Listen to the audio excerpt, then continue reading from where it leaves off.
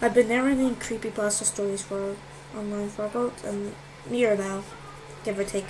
I've been writing a few of my own. The thing about recording these readings is I have to slip in myself into a mindset. I have to become the character I'm writing for. Their fears, their rage, their desires, and make myself feel those things too.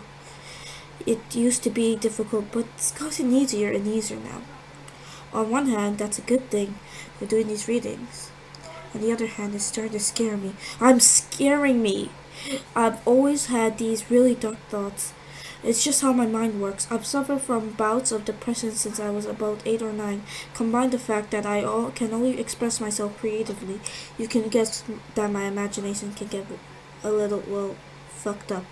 The thing that makes people snap, the thing that gets in someone's mind and make them just lust for a kill. It's always fascinated me. I try to empathize more than a normal person should. I try to understand. I try to put myself in their position. What would I do? How would I do it? Would I be able to go through it with it? Sometimes I wish I wasn't like this, but I find weird comfort in these dark things. I like things that make you uncomfortable. I love that feeling. Because not everything is rainbows and sunshines and pretty pictures. I'm okay with that. I'm noticing something changing about me, and I'm troubling getting out of the character. After recording readings, I feel like I'm that persona. I slip into that. I was taking over. I felt unhinged. But then I lost an hour. I don't know what I'm doing during that time. I just remember 1 minute I was finishing up editing and recording in my office. The next minute I was standing in my bedroom. Later that night, I found myself in I found one of my kitchen knives stuck between the couch cushions while I was looking for the TV remote. I sliced my thumb pretty bad, and I got blood all over my couch. Knowing that, what I know about these stories that I read, I didn't just write it off. I didn't just ignore it, thinking that I had some kind of mental lapse while cooking dinner. I didn't lie to myself. Something was wrong. I lost an hour and whatever time, for some reason, I put a fucking knife in my couch. It's been going on for 5 months now. I'm too scared to get help, but I know I need to. I keep having these blackouts and losing hours more and more often.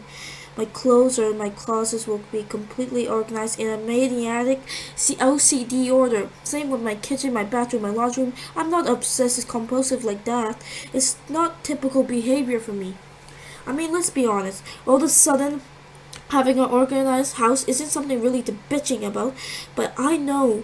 But it's just not organizing. There's things that eventually I'm doing during these blackouts that are concerning me. I don't smoke, but I found a carton of Marlboro in my lights in my car yesterday. My nails have been bitten down where the fingertips hurts all the time. I never bite my fingernails, but now the tips of my fingers are all red, scabbed up.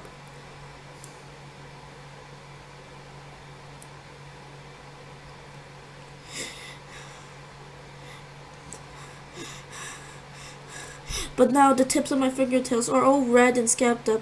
Just a mess. Sometimes I snap out of it for a few moments. I'm standing there in the middle of an open field a few miles away from my house. I'm alone, just standing there, staring at a tree about 100 yards away. Then I have another blackout. The next thing I know, I'm in the shower. 2 weeks ago, I woke up and my arms draped around me. Didn't know who they were, but they definitely knew me, and said they'd call me later.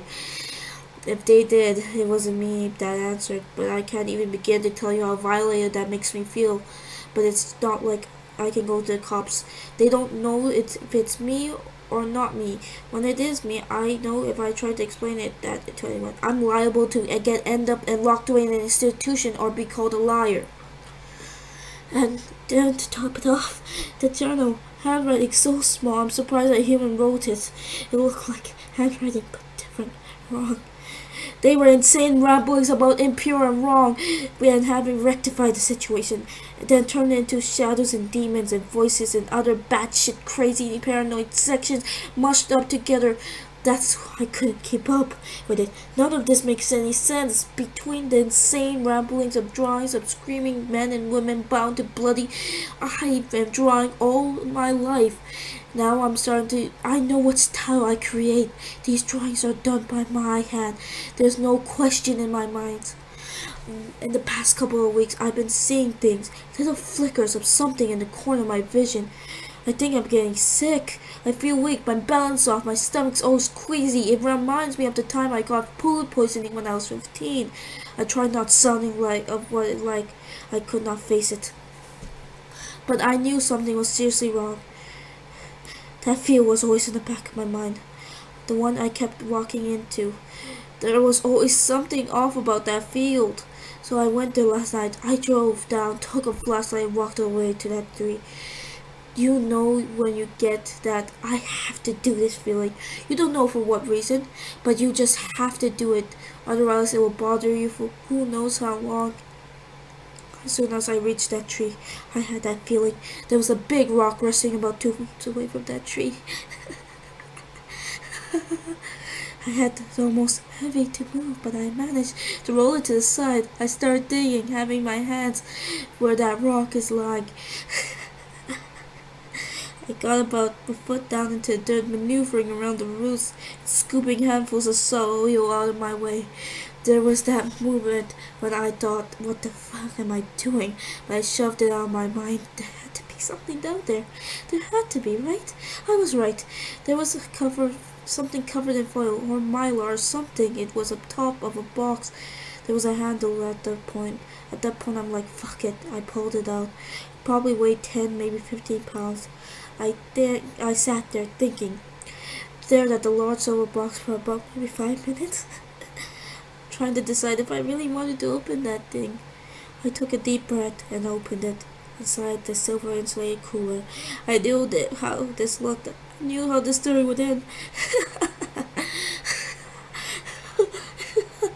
But I still was trying to tell myself whatever I could to not think about what was really happening. Inside the cooler there were jars. My entire body shook as I took them out one by one. Inside the jars I could only see blood, pieces of organs, flesh, muscles. Like I said, I'm too scared to get help. I just can't get locked away. I just can't. Anyways, the next thing I knew, I was in the middle of my living room, covered in dirt and blood all over my hands. I had a blackout again. There was a taste in my mouth. It was familiar, but nothing I really acknowledged before. I ran to my bathroom, frantically trying to wash the blood off my hands. It was hard to breathe or process anything I was doing. But then I looked at the mirror. Reality was like a white hot knife being plunged into my gut. That thick, dark blood that coated my palms and fingers was smeared around my mouth and cheeks like bastardized war paint.